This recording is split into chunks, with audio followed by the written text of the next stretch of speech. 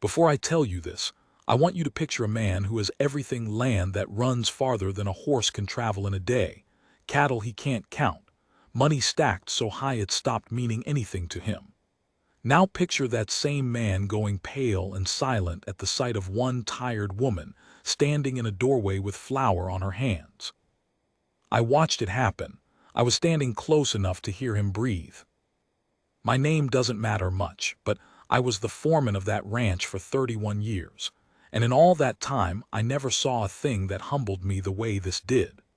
Because the richest man I ever knew spent his whole life believing he owed nobody anything, and it took one quiet woman, and one secret she'd carried alone for 11 years, to teach him exactly how wrong a man can be.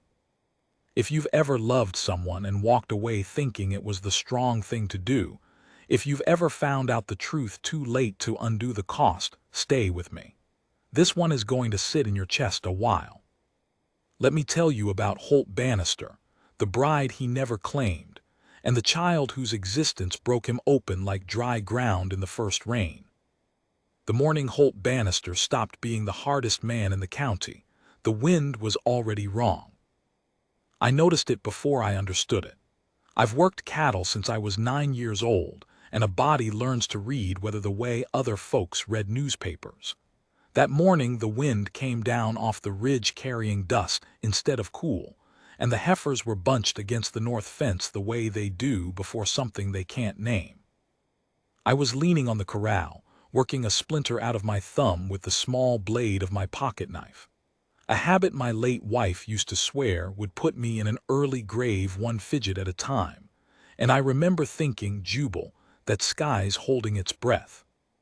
I keep a tally book in my vest, always have. Most of it's cattle counts and feed orders and the day a man named Coyne owed me $4 and never paid it. But I've got other things in there too, things that don't have numbers, births. The day my Estrella died. The day Holt rode into this valley with nothing but a borrowed saddle and a chip on his shoulder the size of Texas. I write things down because I don't trust my own memory to keep what matters and throw out the rest. It keeps the wrong things. So I can tell you exact that it was the 4th dry week when she came. The drought had been chewing on us since spring.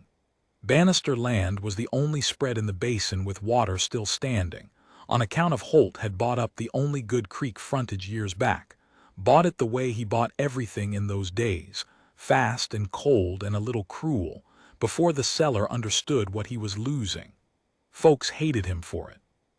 Folks also came begging at his gate when their own stock started dropping, and he let some of them water their herds and turned others away, and there was no logic to who got mercy and who didn't that any of us could ever figure. I think the truth is he didn't know either. I think he just decided, the way a man swats flies without looking at the fly. He was 43 years old that summer, and he had never once, in all the years I worked for him, said the word sorry and meant it. I'd brought the books up to the main house to go over the feed accounting, which is the only reason I was on the porch when the wagon came. It was a poor wagon. One wheel patched, a mule instead of a horse, the kind of rig that tells you everything about a person's money before they're close enough to see their face. I figured it was another drought beggar, and I almost went inside to fetch Holt so he could do his swatting and be done. Then the woman climbed down, and a girl climbed down after her, and something in the set of the woman's shoulders made me stay where I was. She was maybe 35, though hard years can age a face past its true count, and I'd learn later she was younger than she looked. Sundark, lean in the way of people who eat less than they work. Her dress had been good once. She had her hair tied back hard, the way you do when you've stopped caring whether it's pretty and only care whether it's out of your way. And there was something about her stillness. She stood by that broke-down wagon looking up at the big house, and she didn't fidget, didn't fuss, didn't rehearse her begging speech the way the others did. She just looked at the house like the house had once promised her something.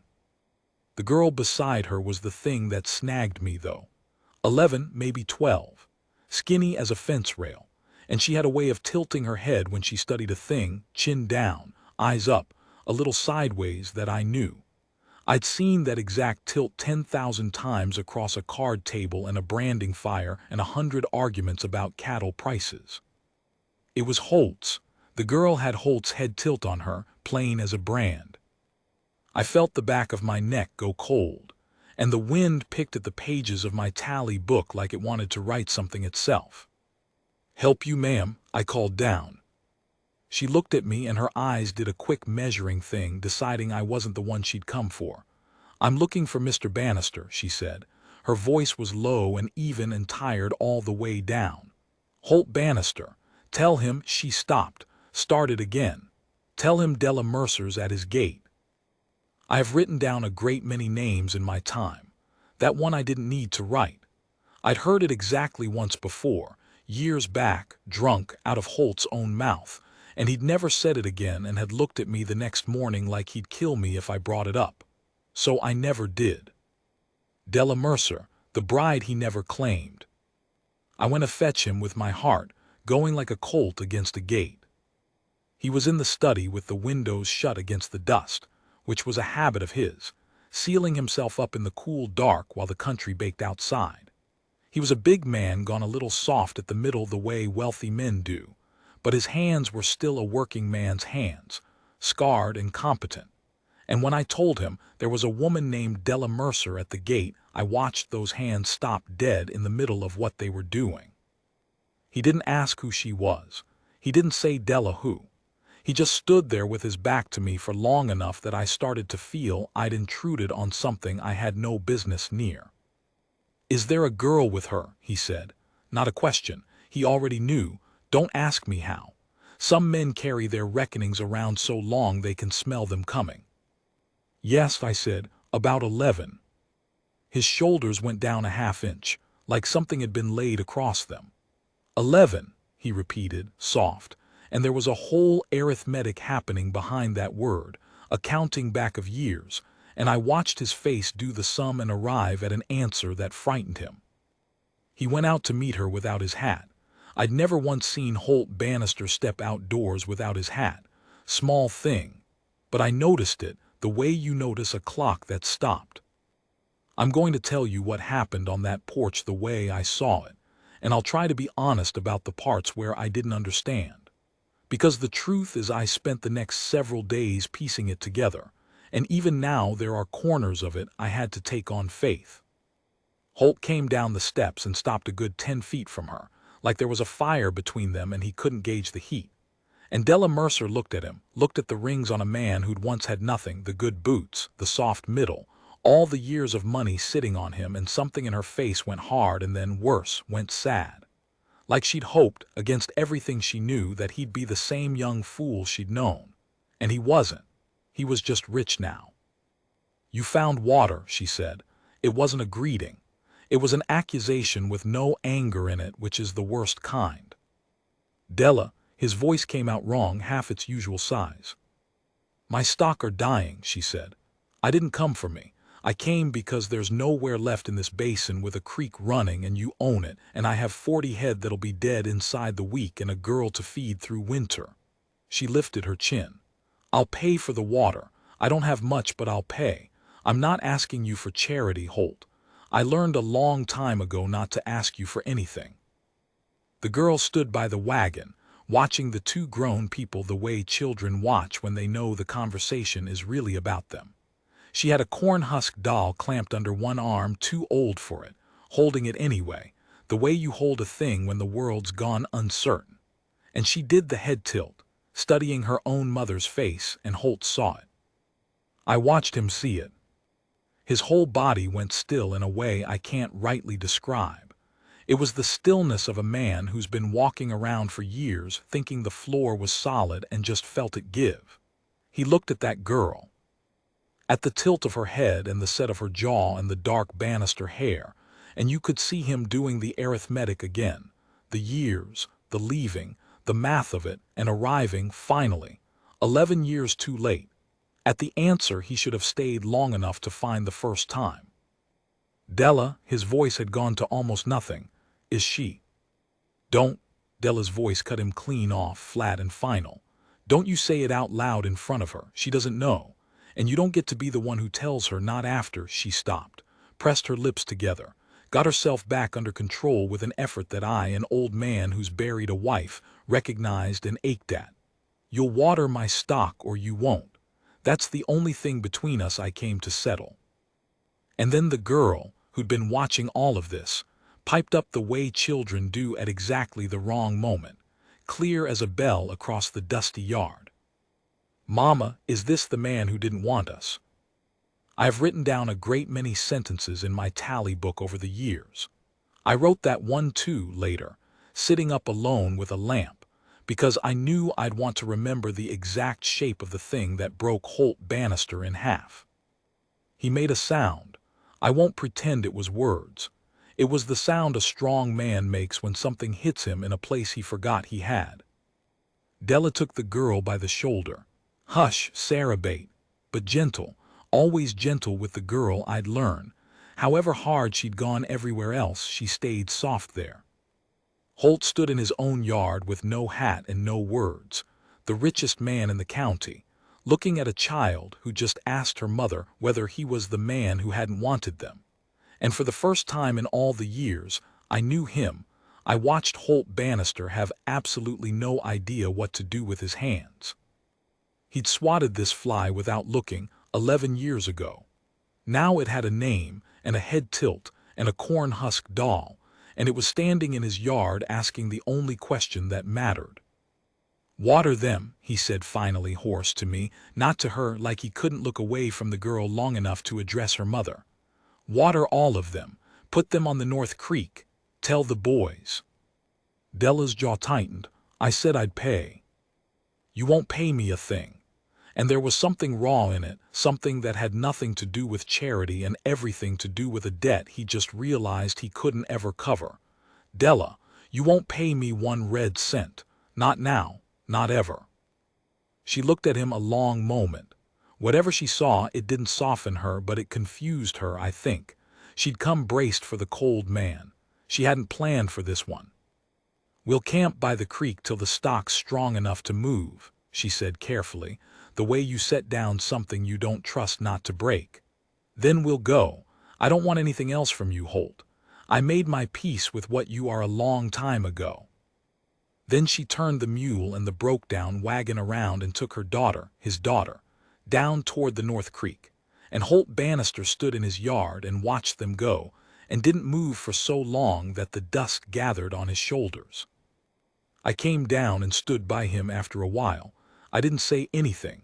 Sometimes that's the whole job. Jubal, he said, eyes still on the dust where the wagon had gone. How old's that girl? Look at her and tell me. How old you make her? 11, I said, maybe 12.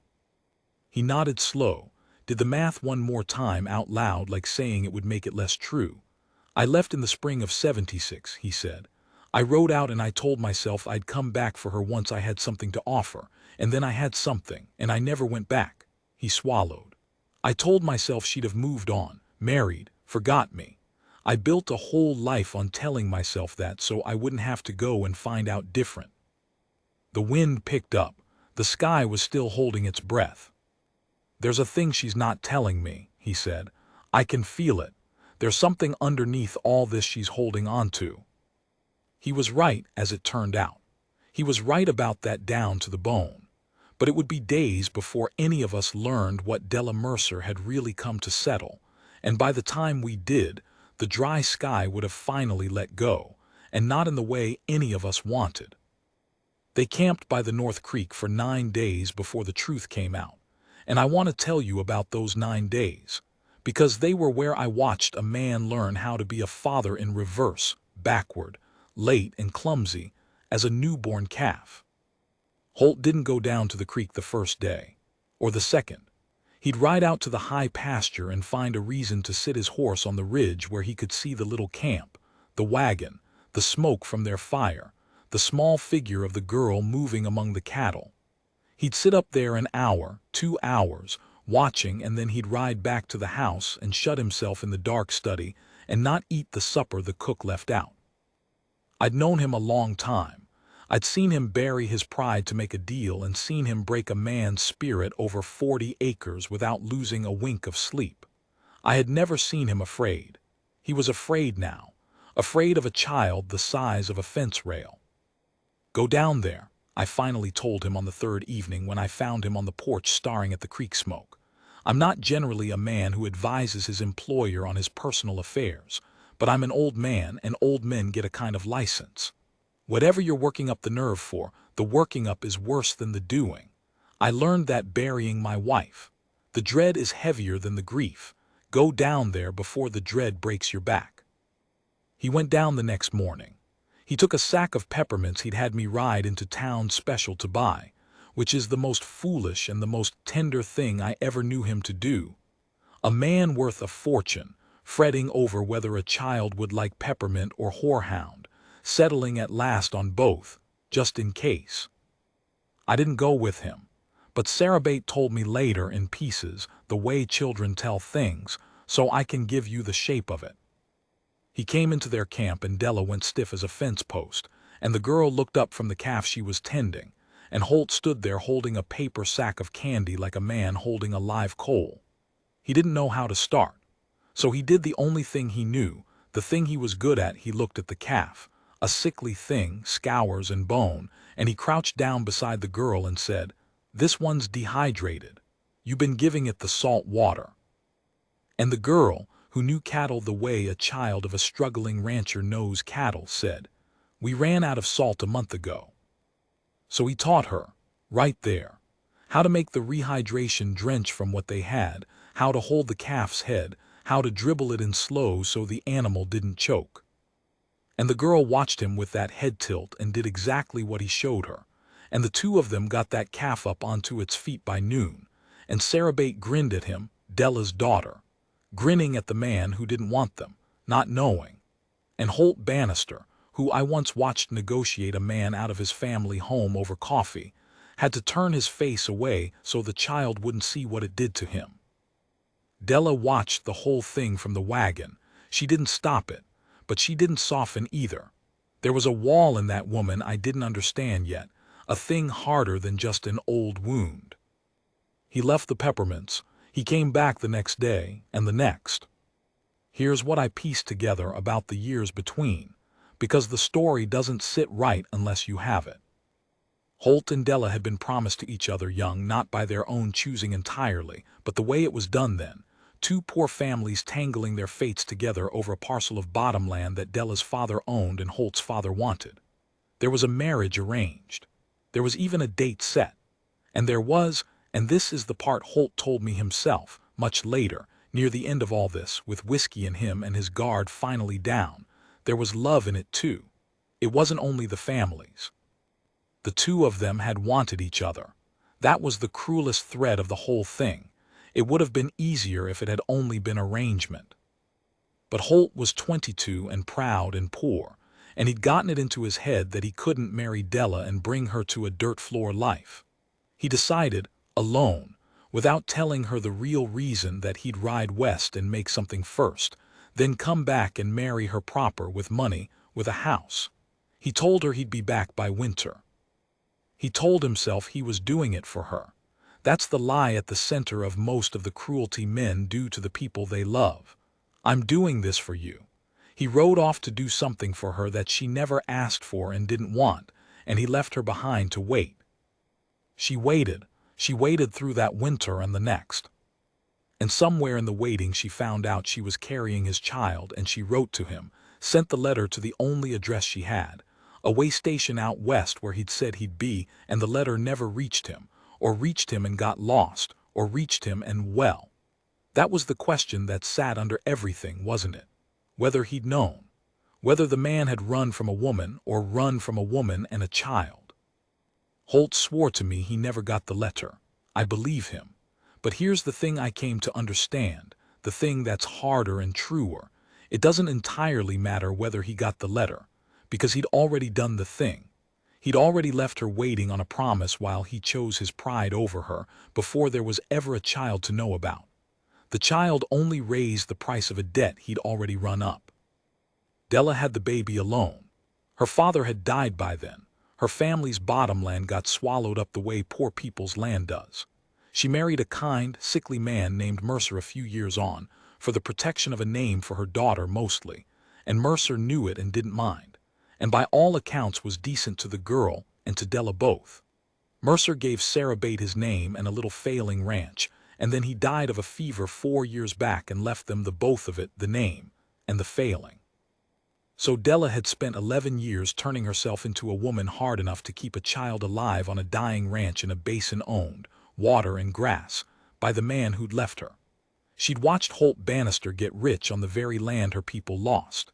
She'd told her daughter when the girl asked about her real father, only that he was a man who hadn't wanted them, because it was simpler than the truth, and because it was, in the only way that counted to a child, true.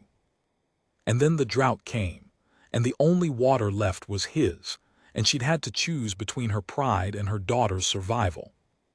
She chose the daughter. Of course she chose the daughter. That's the kind of woman she was. But understand what it cost her to drive that broke-down wagon up to his gate. Understand that every foot of that road was her swallowing 11 years of being right about him. The secret, the real one, the one that changed everything, came out on the 9th night. And it came out because the drought finally broke, and it broke wrong. The rain everyone had prayed for came as a wall of black cloud off the western ridge near sundown, and it didn't come gentle. It came as the kind of storm that's worse than the drought it ends. The creek that had been everyone's salvation went from a trickle to a brown roaring thing in under an hour, and the camp was right down in the bottom where the water rises. I was up at the corrals when the rain hit, and through the noise of it I heard Holt yelling, and I came around the barn to see him already on his horse, riding hard for the creek bottom with the rain coming down in sheets. I went after him. I'm too old to ride like that, and I did it anyway, because some things you don't stay behind for. The creek bottom was chaos. The cattle were spooked and bolting. The water was up over the wagon wheels and climbing, and Della was waist-deep in the brown flood hauling at a calf that had gotten itself tangled in brush. And Sarah Bate was on the wrong side of the rising water, up on a hummock that was getting smaller by the minute, clutching that corn-husk doll, frozen the way children freeze. I'll tell you the truth. Holt didn't hesitate. Whatever else the man had been in his life, whatever cold arithmetic he'd done in years past about who to help and who to swat away, when he saw that girl on the wrong side of the water, there was no arithmetic at all. He put his horse straight into the flood, and the horse balked and screamed, and he forced it through, and he got to her, and he hauled her up across the saddle and held her against him with one arm like she weighed nothing, like she was the only weight that had ever mattered, and he brought her back across that killing water to her mother. And in the chaos and the rain and the relief, with the girl sobbing into him and Della reaching up for her child, Holt said the thing he'd been holding for 9 days. He didn't plan to. It just came out of him, out of the cracked open place the fear had made. "I've got you," he said to the girl into her wet hair. "I've got you, I'm not going anywhere, I swear to God I'm not ever going anywhere again," and then, broken to Della, "She's mine. She's mine, Della, isn't she? Tell me. 11 years, she's mine." And here is where the secret turned, where the story I thought I was watching became a different story. Because Della, soaked through, holding her daughter, with the brown water roaring around all our knees, and the lightning showing her face white and stricken, Della said, "No. Just that, no." Holt went still in the storm. "She's not yours, Holt." Della's voice shook, but it didn't break. "I need you to hear me. She is not your daughter. I let you believe it because I was angry and because some part of me wanted you to feel, I wanted you to feel even a piece of what she stopped, swallowed rain. But I won't build her life on a lie the way I built mine. Sarah Bate is not yours." The thunder came and went. The girl looked between the two adults, understanding that something enormous had just happened and not what. "Then whose?" Holt said, barely a sound. And Della told him the secret she had carried for 11 years, the one that wasn't the secret any of us had guessed, the one that changed everything about who owed what to whom. The rain was easing now, the worst of the storm sliding off east, leaving us all standing soaked and shaking in the gray afterlight, the creek still roaring but no longer rising. Holt held the girl. The girl held the doll. And Della told it, finally, all of it, the words coming out of her like water finding a channel it had been blocked from for years. She'd had a sister, younger, a girl named Ruth who'd been the bright one, the soft one, the one Della had tried to protect through all the hard years after their father died. And when Holt rode west and Della was left alone and pregnant, yes, she had been pregnant, that part was true, she'd lost that baby. Lost it in the winter, alone in a cold house, a thing that happened to too many women then and was spoken of by none of them. She'd lost Holt's child before it was ever born, and she'd never told a living soul, and she'd carried that grief stacked on top of the abandonment until the two became one single stone in her chest. And then a few years on, her sister Ruth had gotten herself in trouble with a man who turned out no better than Holt, worse. Even and Ruth had a baby and no husband and no way through it. And the shame of it in that time and that place was a thing that killed women. So Della, who'd lost her own child, took her sister's, raised Sarah Bate as her own from the cradle. And when Ruth died young consumption, 2 years after the birth, there was no one left who knew the truth but Della. She'd married Mercer to give the girl a name. She'd told the girl and the world that Sarah Bate was her own. And she'd told the girl when she asked about her father that he was a man who hadn't wanted them, which was the story of Della's man, Holt, grafted over the truth of Ruth's man, because the lie held together better with a real shape under it. The head tilt, I said before I could stop myself, because it had been bothering me for 9 days. The girls got Holt's exact. Della almost laughed, a terrible wet sound. Children copy what they grow up around. She's tilted her head like that since she could walk, watching me watch the world. She looked at Holt. She doesn't have your blood, Holt. She has your mannerisms, because for 11 years I have been so full of you, so full of being angry at you and grieving the child I lost that was yours, that I raised her in the shadow of a man who was never even there. That's what you did to us. You weren't her father. But you were in our house every single day anyway. That's the thing I came to tell you. Not for the water. The water was just what finally made me brave enough. Holt set the girl down gently by her mother. He stood up in the gray rain light, and I watched the last of who he'd been wash off him. Because here's the cruel arithmetic of it, the thing Della had handed him. He'd built his whole life on the belief that he hadn't really cost anyone anything. That Della had moved on, married, forgotten. And the truth was so much worse than a daughter he'd never claimed. The truth was a child of his that had died unborn and unmourned by anyone but the woman he'd left. The truth was a sister taken in, a grief carried alone, a girl raised in the shape of his absence, formed by it, marked by it, tilting her head like a man who was never there. He hadn't fathered Sarah Bate, but he'd shaped her anyway, the way a flood shapes a valley it never touches directly, just by changing where all the water goes. He didn't have a daughter to claim. He had a debt with no one left to pay it to. The child of his was 11 years in the ground. Della had grieved it alone, and there was nothing, no money, no land, no water, no peppermints, that could be ridden west and brought back to fix it. He didn't say sorry even then. I'd waited 31 years to hear Holt Bannister say it and mean it, and at the moment when it would have mattered most, he didn't. I understood why later. Sorry was too small. Sorry was a word for stepping on a foot. There's no word for what he'd done, and he had the sense, finally, not to reach for one that would have been an insult. Instead, he did something I didn't expect, and it's the thing I think about most, all these years on. He turned to Sarah Bate, soaked, scared, 11, clutching her doll, and he crouched down to her level, the way he had over the sick calf, and he said, "Your mother is the strongest person I have ever met in my life. Stronger than any man I know. I want you to remember that I said that. When you're grown and you wonder about things, you remember that a rich old fool told you in the rain that your mother is the bravest soul in this whole basin, and everyone in it isn't fit to carry her water." The girl nodded, not understanding, the way children accept the strange solemn things adults sometimes hand them to keep. Then he stood and faced Della and he said only this, "Stay." Not, he held up a hand against her stiffening, "Not with me. I'm not asking you that. I gave up the right to ask you anything. But the Mercer place is failing and you know it, and I won't watch you fight that dying ground another winter out of pride. There's the old Coyne homestead on the east section, good water, good grass, a sound house. It's yours, deeded, free. Not from me to you, from me towards something I can never make right. Let me put it somewhere it'll do some good, because God knows it's done none sitting in my account these 20 years." Della stood a long time in the gray light. The rain had stopped. The creek was settling. Somewhere a calf bawled and was answered. "You don't get to feel better about yourself off my daughter," she said at last. "No," he agreed.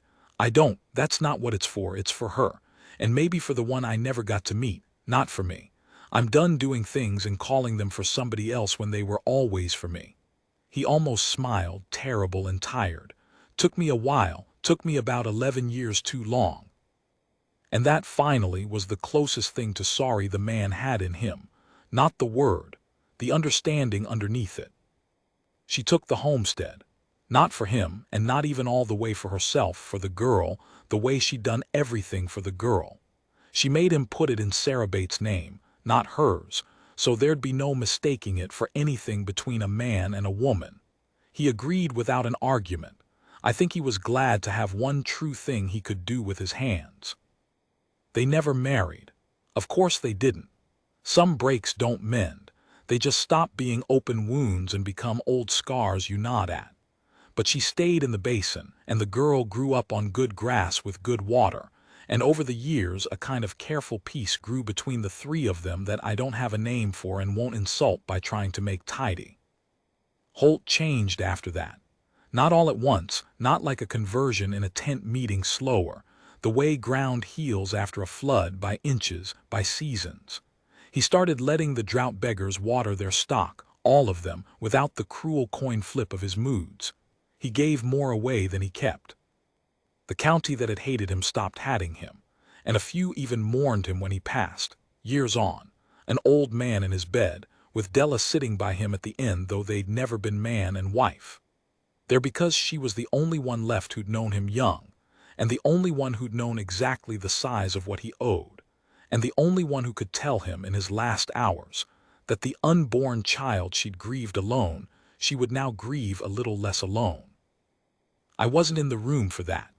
Sarah Bates told me, grown by then, a woman with children of her own, all of them tilting their heads when they study the world, every last one of them, the mannerism passed down a bloodline it was never born into.